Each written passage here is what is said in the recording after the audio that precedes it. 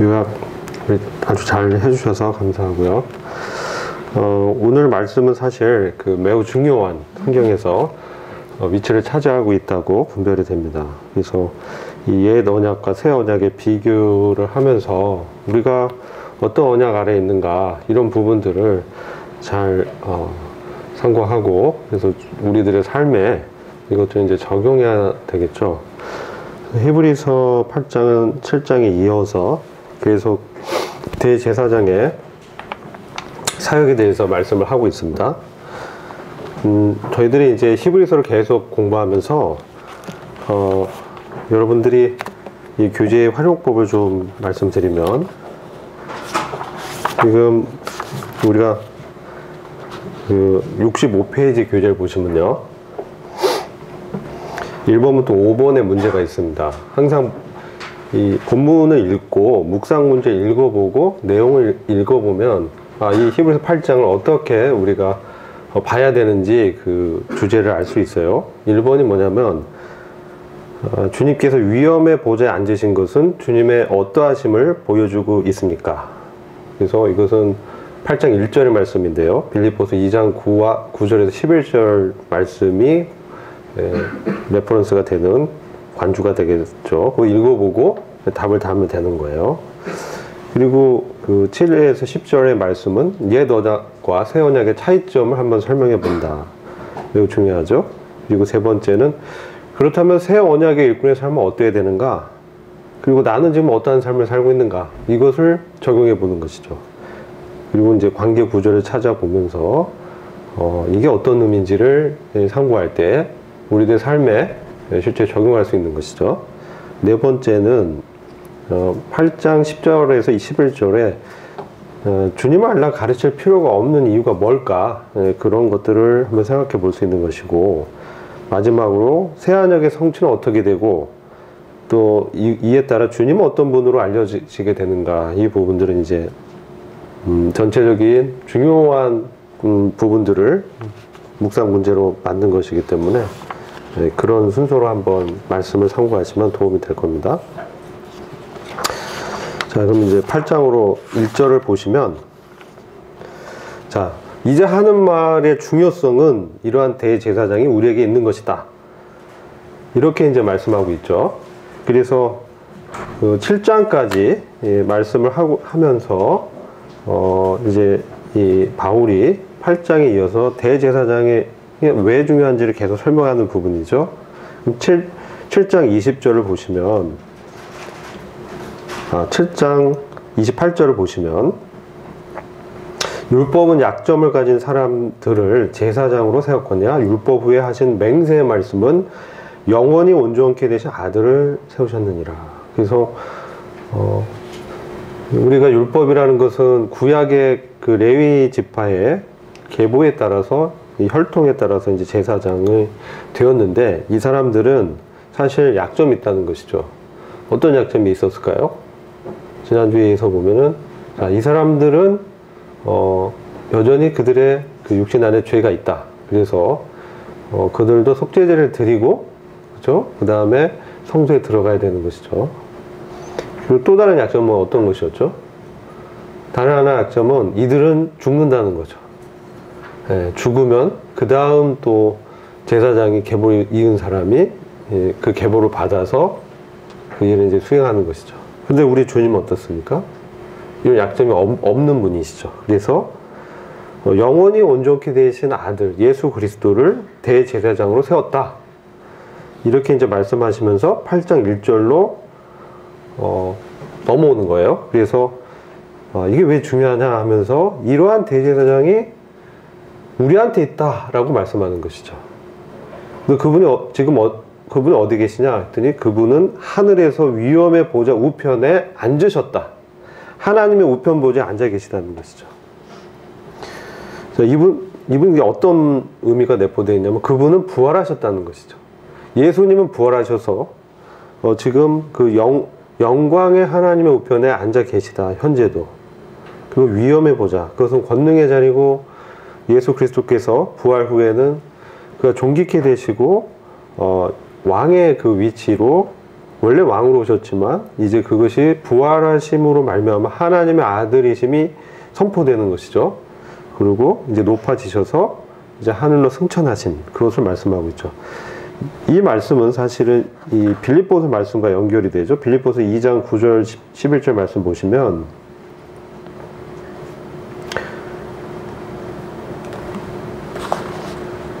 예. 8절부터 읽어볼까요? 8절부터 보면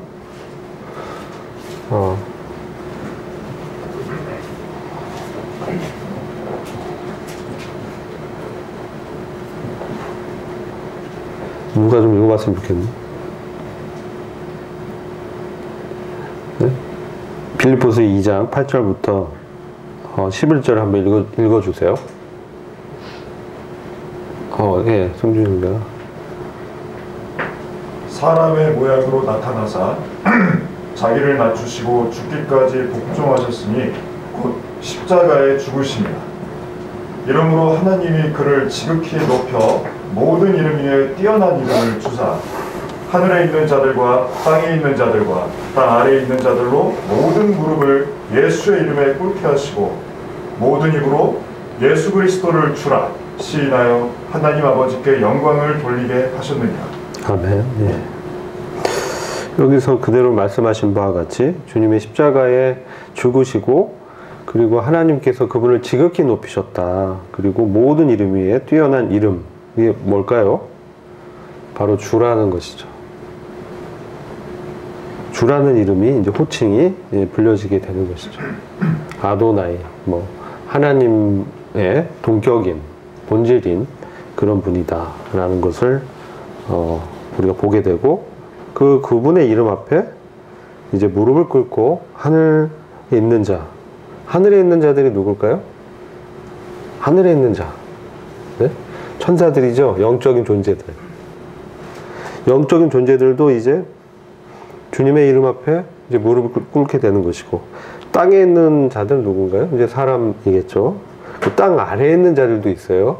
네, 음부에 있는 사람들이겠죠. 음부에 있는 혼들 다 주님 앞에 이제 그분의 그 주되심을 인정하는, 그게 모든 입으로 예수 그리스도 주라 시인하여 하나님 아버지께 영광을 돌리게 하셨느니라. 이걸 보게 되죠. 그래서 이런 분이 우리에게 있다는 것이죠. 그리고 이분이 2절 보시면 성소와 참 장막에 부리는 자시다.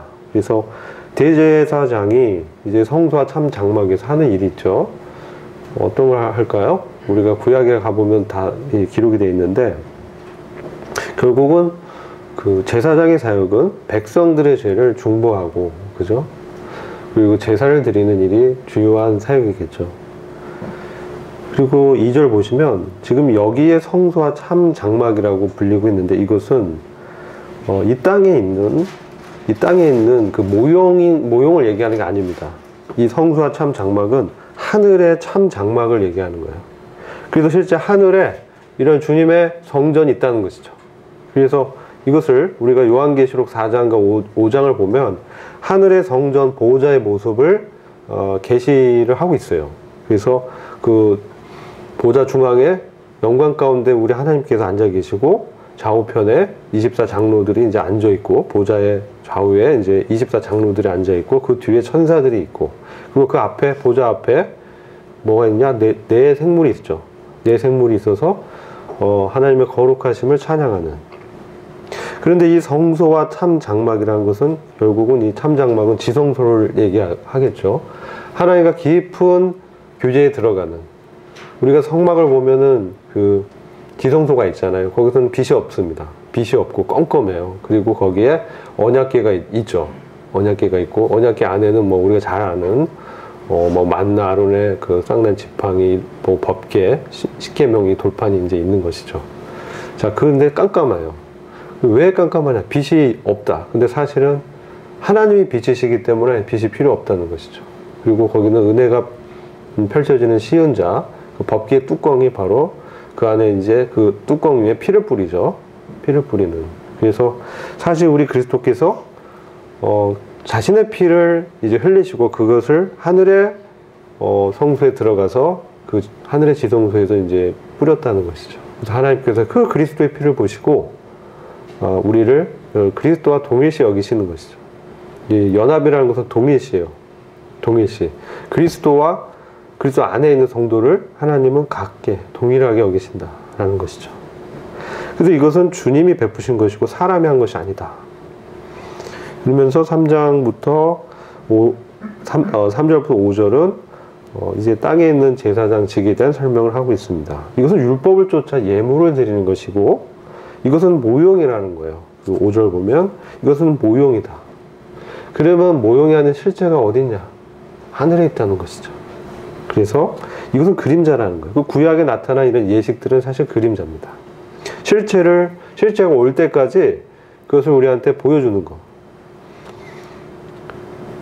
자, 이게 5절까지 내용이에요. 그 다음에 이제 이후에 절을 보면 우리 주님은 더 아름다운 직분을 얻었다라는 것입니다.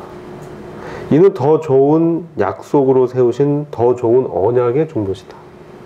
여기서는 더 좋은이란 말이 나와요. 영어로는 better죠. 더 나은. 이전에 구약의 율법 아래에서 있었던 그 제사장 직분보다 우리 주님의 대제사장직이 더 아름답고 더 좋은 언약에 기초한 것이다. 이것을 말씀해요. 그러면서 7절에 첫 언약이 무음하였다면 이렇게 말씀하죠. 첫 언약이 뭐냐? 율법이죠. 율법을 얘기하는 거예요. 율법이 흠이 없었다면, 율법이 완벽했다면 둘째 것, 새 언약을 요구할 일이 없었을 것이다. 이 얘기는 율법 자체는 거룩하지만 율법은 우리를 완전하게 해주진 못한다는 것이죠. 율법이 우리에게 능력을 줘서 율법을 지킬 수 있도록 해주진 못한다. 다만 율법은 가이드를 제시해 주는 거예요. 뭐가 옳고 뭐가 그르고 이건 해서는 안 되고 이것은 금지고 이것은 해야 되고 이런 여러 규정들을 정해 놓은 것이죠. 그래서 하나님의 속성인 거룩과 의에 대해서 율법은 제시해 주고 있습니다. 그래서 우리가 그것을 지키려고 할 때 어떻습니까? 안 지켜지게 되죠. 예, 이게 이제 사람의 육신의 본성 때문에 다 지킬 수는 없어요. 저마다 다 달라요. 어떤 사람은 눈에 보는 거에 약하고, 어떤 사람은 뭐 감정에 약하고, 그렇죠? 어떤 사람은 느낌에 약하고, 어떤 사람은 재물에 약하고, 어떤 사람은 뭐 권세에 약하고, 다 육신의 그 성향이 다르기 때문에 거기 율법에 비춰보면은 저마다 그것을 극복하지 못하는 그런 것들이 있어요. 그래서 이제 우리에게는 새로운 약속이 필요한 거죠. 새로운 언약이 필요한 것이죠. 새로운 말씀이 필요한 것이죠. 그래서 그것을 이루기 위해서는 대제사장이 영원한 온전하신 분이 일단 먼저 이제 오셔서 그분이 자기의 피로 이 죄 문제를 해결해 주셨다는 것이죠. 그래서 율법은 사실 죄 문제를 어떻게 해결하는지 제시해 주는데 능력은 없기 때문에 결국은 우리 주님이 오셔야 됐다. 그래서 대제사장직의 아름다운 직분을 얻으셨다는 것이죠. 근데 8절 보면 새 언약이 등장합니다. 근데 사실 이 새 언약은 이스라엘 백성과 주님께서 구약에서 맺으셨던 언약이에요. 그래서 그것을 저희들이 좀 살펴봐야 되는데 예레미야서 말씀 잠깐 볼게요. 예레미야서 31장 31절. 예레미야서 31장 31절을 보시면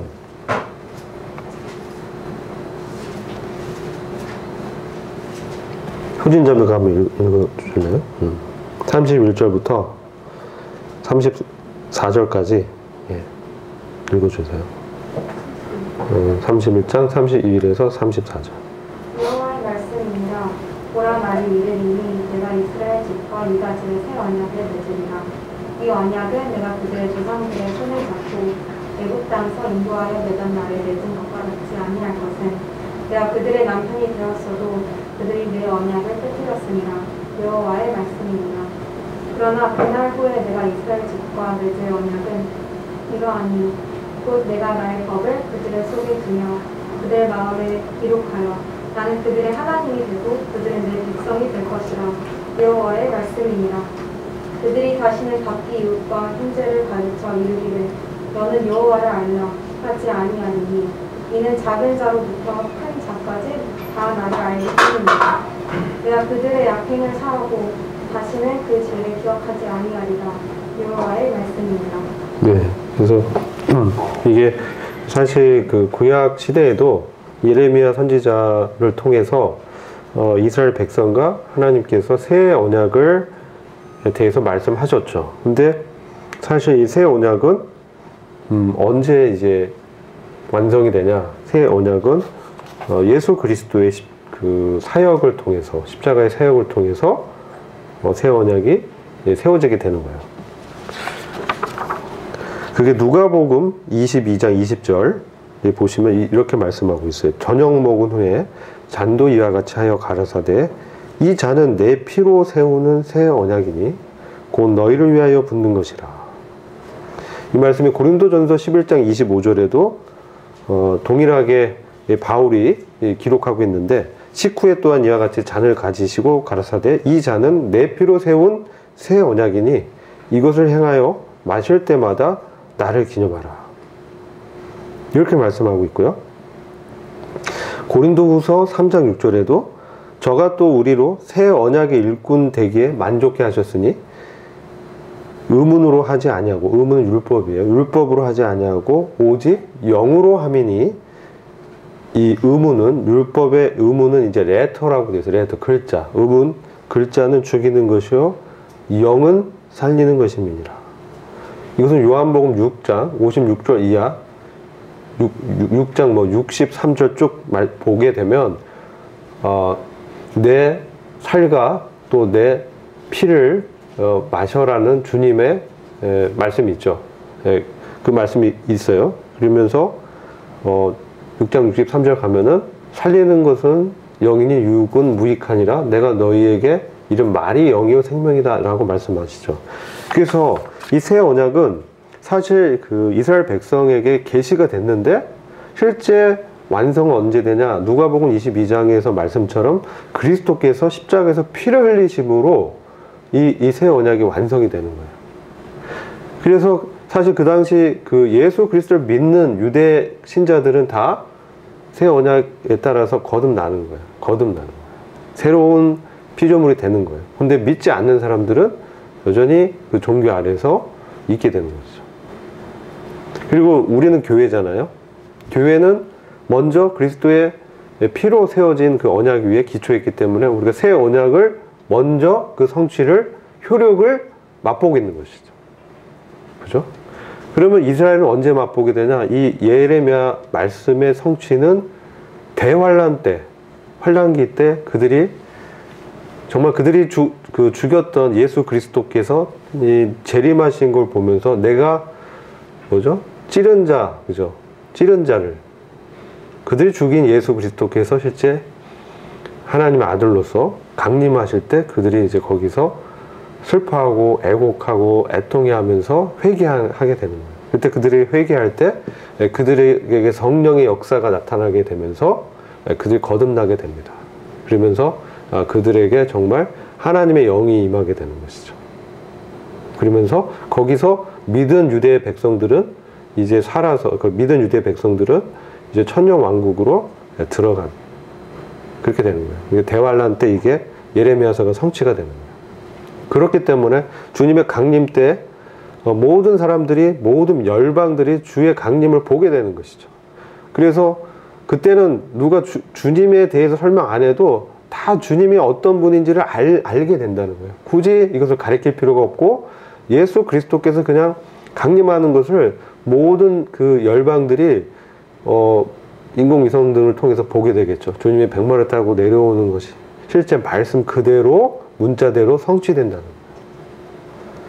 아시겠죠? 그래서 이 새 언약이 그때 성취되지만 이스라엘 백성과는, 교회에게는 우리가 그리스도 안에 있을 때, 믿을 때 이 약속의 효력이 우리에게 먼저 역사한다는 거예요. 아시겠죠? 그래서 이제 다시 이제 히브리서 8장 8절로 돌아와서 유다는 새 언약을 세우리라 그러면서 이제 9절과 10절 말씀하신 거죠. 이 언약은 여기서 중요한 말씀이 멸조들, 즉 선조들, 구약에서 우리가 출애굽기 보면 수많은 이스라엘 민족 나왔죠. 그래서 여기서 주님이 내가 저희들의 손을 잡고 애굽 땅에서 인도해냈다 라고 표현하시죠. 주님의 구원의 손길이 그들을 이끌고 홍해를 가르시고, 그리고 많은 그 애굽의 군대를, 바로 왕의 군대를 어떻게 했습니까? 수장시켰어요. 홍해에서. 그래서 그 왕조가 멸망해 버렸어요. 왕도 죽고 군대가 다 하고 새로운 왕조가 이제 일어났죠. 그 이후에. 하여튼 그런 이제 구속의 능력을 보여주셨죠. 그러면서 그때 이제 맺었던 그 언약과는, 옛 언약과는 다르다는 거예요. 근데 왜 다르냐? 이것을 이제 설명하는데 이게 중요해요. 저희는 내 언약 안에 머물러 있지 않았다 라고 말씀하고 있어요. 언약 안에 머물러 있지 않았다. 참 이게 참 문제인 것이죠. 그래서 이 언약 안에 머물러 있지 않았기 때문에 내가 그들을 돌보지 않았다 이렇게 말씀하는 거예요. 오늘날도 마찬가지겠죠. 주님의 말씀 안에 우리가 거하지 않으면 어떻게 되겠습니까? 성령님의 역사함이 나타날 수 없다는 거죠. 우리에게 적용하면. 이들은 이 새 언약을 믿지 않았고 그들은 지키지 않았다는 거죠. 이게 요한복음 8장 31절 말씀, 30절 31절 말씀 보실게요. 요한복음 8장 30절과 31절.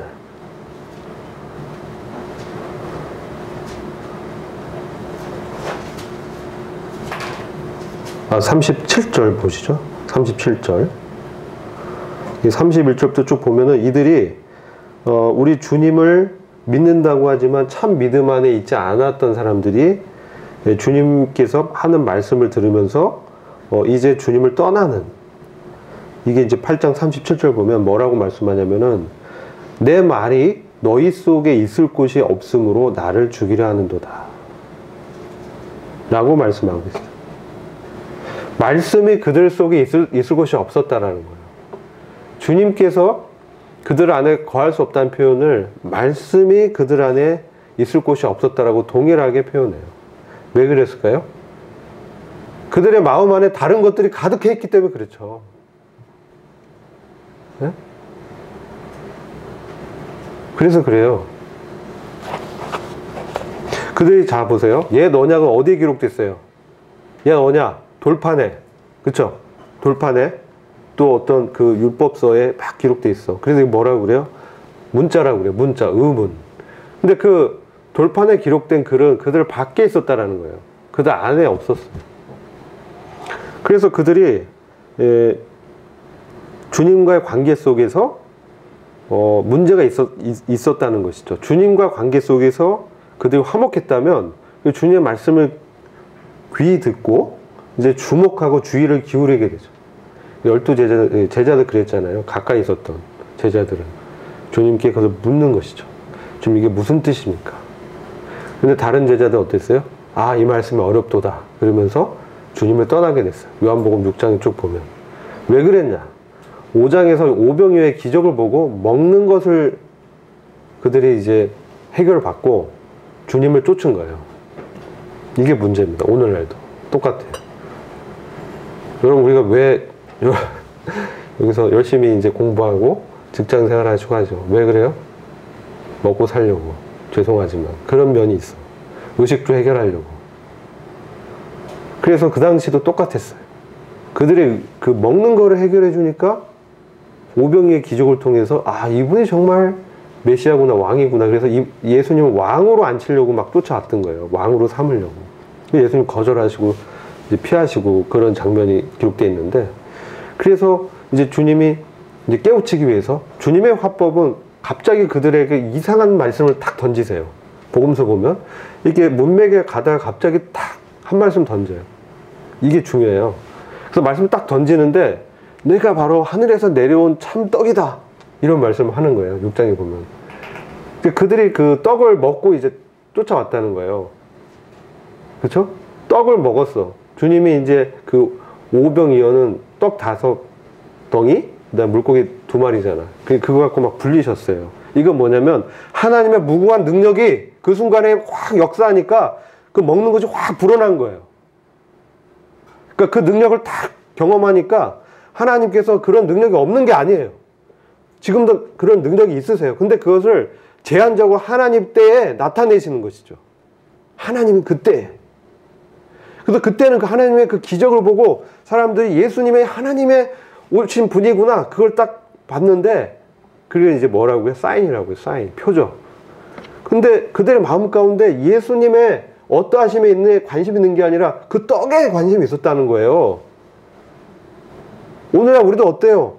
주님을 이제 믿고 따르는데 우리 먹고 사는 문제를 해결해 주는 그 주님으로 따르고 있는지 아니면 정말 생명의 주님이시오 우리 왕으로 따르고 있는지 그게 이제 핵심적인 거예요. 그들에게 있어서 말씀이 그들 밖에 있었어요. 마음 안에 그 세상의 그런 것들로 꽉 차 있었기 때문에 그리스도께서 그 안에 들어갈 수가 없었지.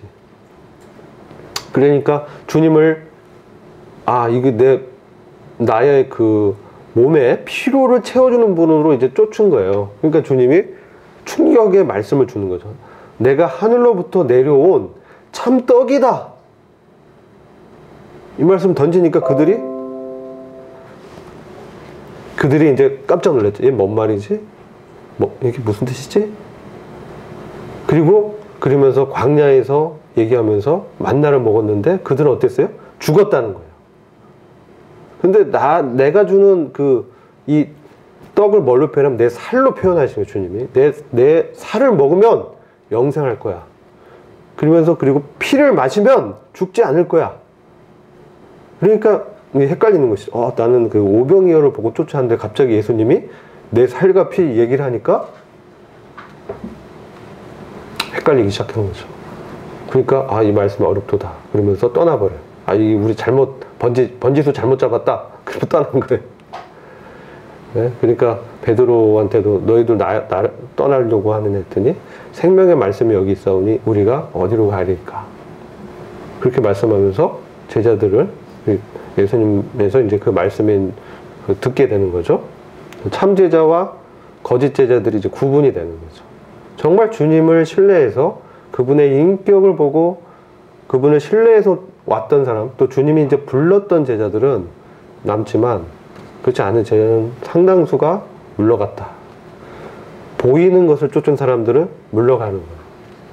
오늘날도 마찬가지예요. 보이는 것을 쫓은 사람들은 예수님을 보이는 것을 해결해주는 분으로 알고 쫓은 사람들은 어려움이 오면 떠나가 버려요. 이 문제 해결 못했어. 막 원망과 쓴뿌리가 일어나는 거예요.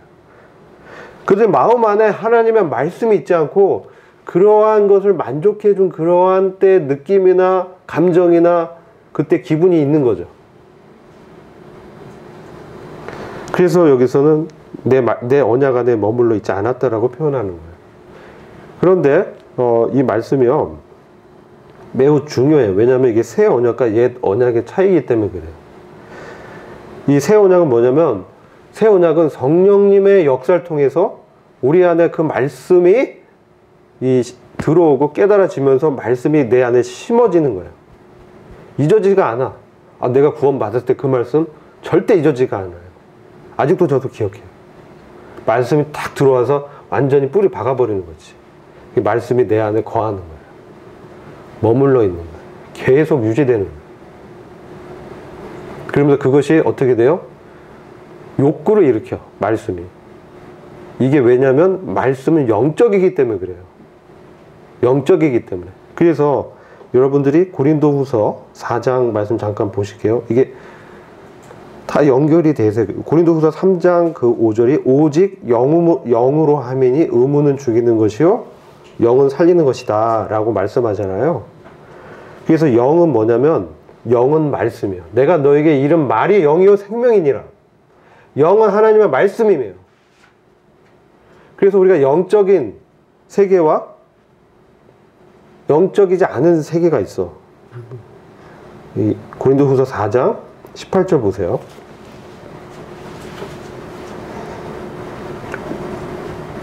자, 17절부터 읽어볼게요.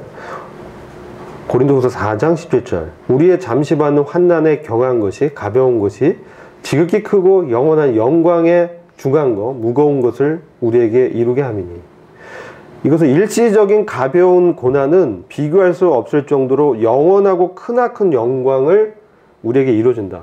고난 받는 게 내게 유익이다. 왜? 고난을 통해서 예수님을 더 찾게 되고 예수님을 더 의지하게 되고 예수님의 주권이 내 삶에서 실현되기 때문에 고난 받는 게 내게 유익이고 그게 큰 영광을 위한 거라고 하는 거예요. 우리에게 왜 육신의 죄성이 있고 왜 남겨졌을까 이 땅에? 왜요? 요한복음 보면 뭐라고 해요? 거룩하게 하기 위해서. 거룩하게 하기 위해서. 우리 이미 거룩한 자인데 우리 신분이 그렇다는 거예요. 실제 거룩한 삶을 살아가는 사람으로 만들기 위해서. 그래서 그분의 그 성령의 역사를 따라서 실제적인 거룩한 삶을 살아가게 하기 위해서. 이게 핵심이야. 이게 새 언약과 옛 언약의 차이야. 옛 언약은 뭐냐면요, 율법을 사람들 지키려고 해요. 그게 로마서 10장에서 보면 뭐예요? 하나님을 향한 열심은 있었는데 지식을 쫓은 것이 아니다. 이건 뭐냐면 우리의 열정도 중요하지만 하나님의 말씀의 지식이 더 중요하다는 거예요. 지식에 따라서 추구해야 하는 거예요. 그렇지 못했기 때문에 유대인들이 실패했어. 그들은 자기를 높이려고 뭔가 성과 이뤄내려고 뭔가 보이는 것을 창출하려고 주님을 쫓았지만 그들 안에 있는 죄만 더 드러났지. 더 육신만 드러나고 실패해버렸어요. 왜? 그들 마음 안에 그들 자신이 주인 됐기 때문에. 정말 그 주님의 주권이 그들에게 역사하지 않았다는 거죠. 그래서 언제 그 주대심이 우리한테 역사해? 우리가 고난받을 때, 우리가 어려움 가운데 있을 때. 인간은 간사합니다. 그쵸? 그래서 내가 잘 되면 내가 잘해서 그런 줄 알아. 그렇지 않습니다. 내가 못되면 하나님을 원망해. 그것도 아닌 거예요. 다 하나님의 은혜예요. 우리가 경험하는 어려움, 우리가 누리는 기쁨, 다 하나님의 은혜입니다. 근데 그것을 깨닫게 하려고 유대인들을 이렇게 광야에서 방황하게 한 것이죠. 그런데 그들이 봐야 될 건 보이지 않는 하나님인데 자꾸 보는 것을 추구했다는 거예요. 그래서 18절 보면 우리의 돌아보는 것은 보이는 것이 아니요 보이지 않는 것이니 보이는 것은 잠깐이요 보이지 않는 것은 영원한 것이다. 뭐가 본질입니까?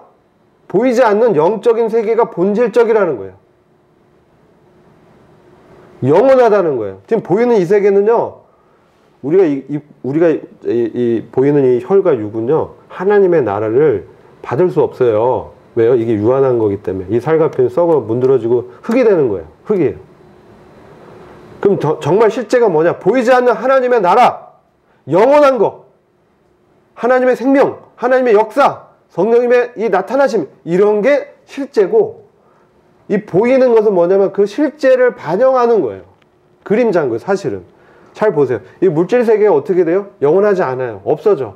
근데 영원하신 하나님이 하나님의 속성을 거기에 심어 놓은 거죠. 그래서 물질 세계를 통해서 하나님이 얼마나 위대하시고 능력이 있으시며 놀라고 창조주라는 것을 우리로 통해서 보게 하시는 거죠. 근데 그건 못 보고 뭐예요? 의식주의 그 필요해. 눈앞에 필요해 그냥 매몰돼 버리니까 보이는 것을 추구하게 된 것이죠. 그 옛 언약은 그 한계가 있었어. 근데 새 언약은 주님이 예수 그리스도를 통해서 완성하고 예수 그리스도의 부활 승천 이후에 누가 오세요? 성령님이 오신 거야. 우리 안에. 그래서 성령님이 이제 오직 영으로 함이니 의무는 죽이는 것이요 영은 살리는 것이라. 이게 새 언약의 일꾼의 사역이야. 옛 언약은 내가 주체가 돼서 내가 이루어보려고 했는데 새 언약의 일꾼은 그것이 아니고 영의 그 살리는 능력으로 무궁한 생명의 능력을 힘입어서 그 가운데서 행하는 거야. 완전히 본질이 다른 거예요. 생명이 다른 거예요. 그게 어떻게 가능해? 대제사장 대신 그리스도께서 살아서 지금도 영원한 무궁한 생명의 능력으로 역사하기 때문에 그래요. 여러분 이거 차이를 잘 알아야 돼.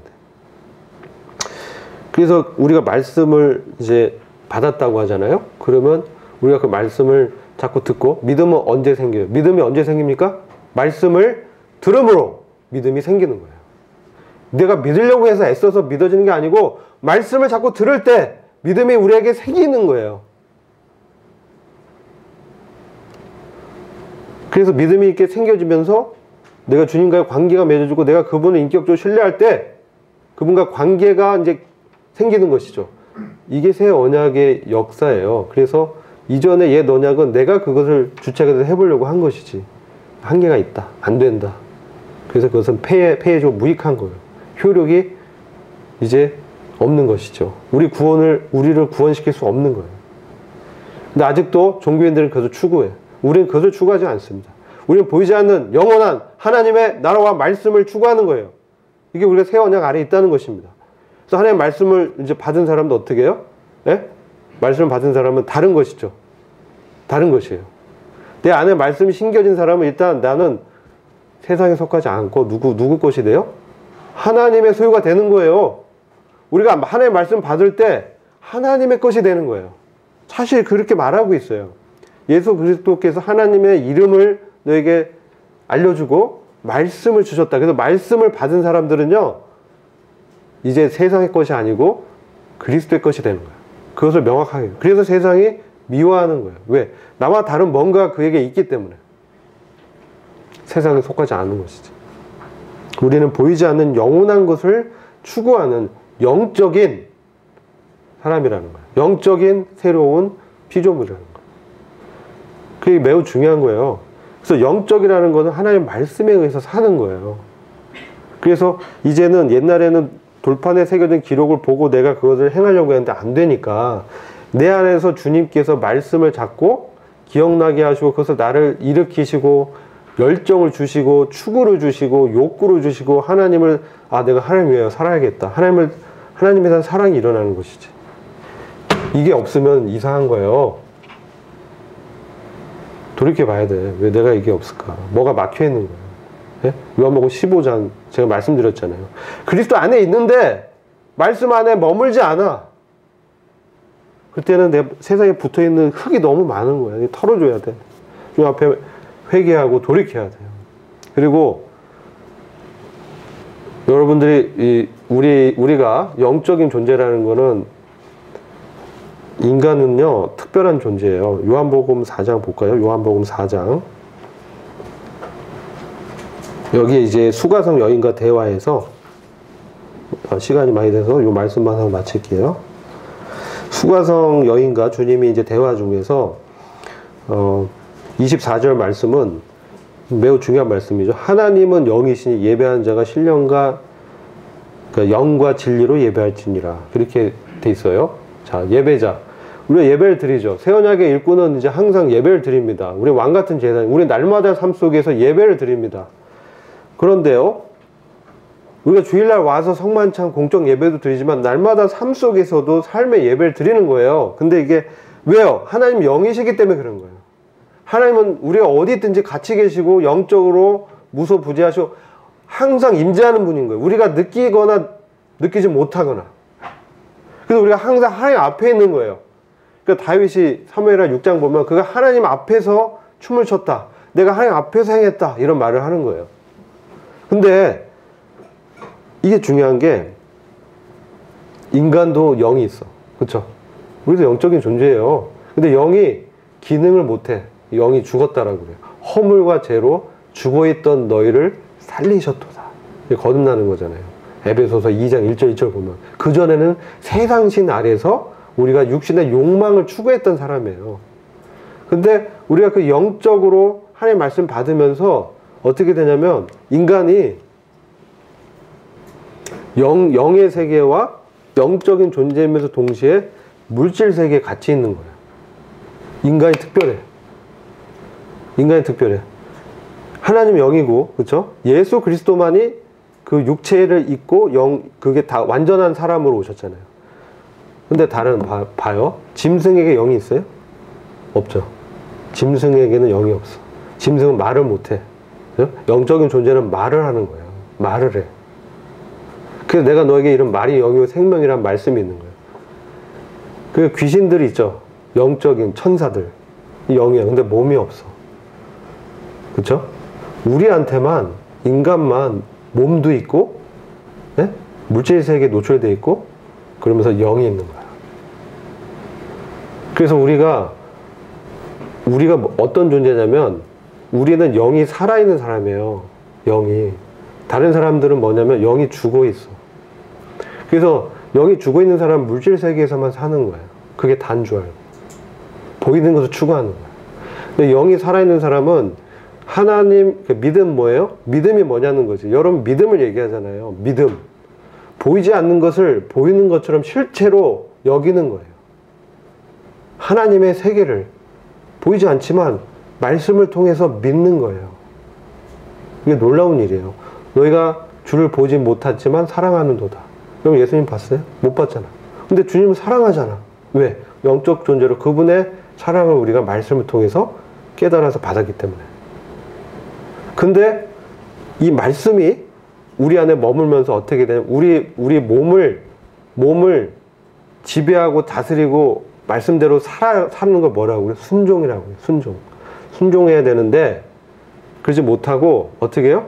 불순종해. 왜 그래요? 말씀보다 내 생각이 더 나를 주장하는 거야. 말씀보다 이 세상의 것들이 나를 더 이끄는 거야. 사로잡는 거야. 이게 사로잡다라고 표현해요. 왜 그래요? 영적이기 때문에 그래요. 영적이기 때문에. 이게 중요해요. 여러분들이 눈으로 보고 귀로 듣는 게 매우 중요해요. 그래서 내가 쉽게 얘기해서 내가 막 다른 거 막 보잖아요. 생각이 들어와. 그죠? 그게 나를 지배하는 거예요. 네? 그게 나를 사로잡고 지배하게 돼요. 그래서 여러분들이 음란한 거 많이 보면 어떻게 돼요? 음란한 사람이 되는 거예요. 자꾸 보면 거기에 사로잡힌다니까. 세상의 거 자꾸 보면 거기에 사로잡혀. 예? 근데 우리가 말씀을 자꾸 보고 그걸 자꾸 생각하고 묵상하고 그럼 어떻게 돼요? 내가 더 영적으로 무장이 더 돼. 영적으로 무장하기 때문에 영적인 전쟁에서 더 강해지는 거야. 더 성장하는 거야. 이걸 뭐라고 표현해요? 성령 충만이라고 표현해. 다른 게 아닌 거야. 성령 충만이. 뭐 갑자기 불 받아서 막 미친 듯이 날뛰고 그런 게 아닌 거야. 이게 이상한 거야. 오늘날 그 이상하게 그렇게 막 하고 있어요. 옛날 그 이방 종교도 그렇게 해요. 똑같이. 우리는 하나님은 하나님 말씀을 통해서 성령, 하나님 말씀이 우리를 깨닫게 하고 그 말씀에 사로잡히게 하고 말씀으로 인도하게 돼 있어요. 이게 뭐예요? 인격적이라고 하는 거예요. 이거 인격적. 그래서 말씀을 통해서 주님과 이렇게 교감을 하는 거예요.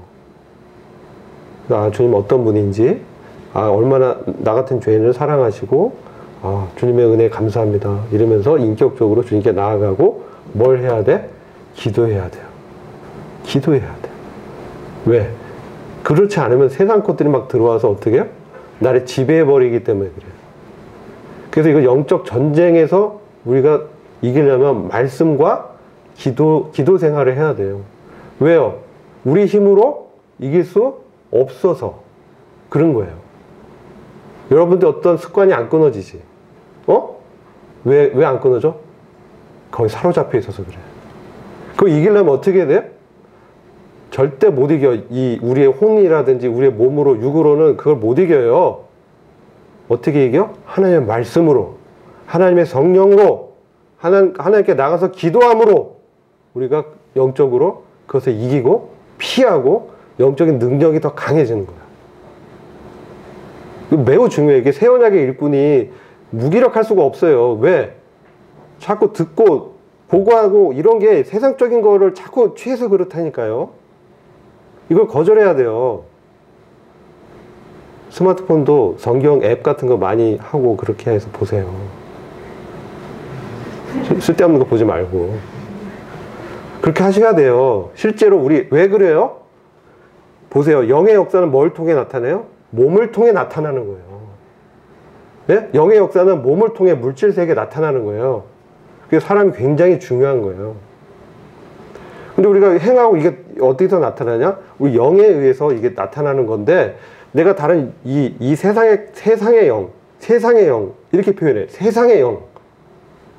귀신의 영, 세상의 영. 이게 뭐냐면, 세상의 말, 세상의 사상, 세상의 철학, 이게 들어오는 거예요. 그것을, 다 그리스도 앞에 다 복종시켜야 돼. 어떻게? 말씀으로. 사로잡혀서. 기도하고.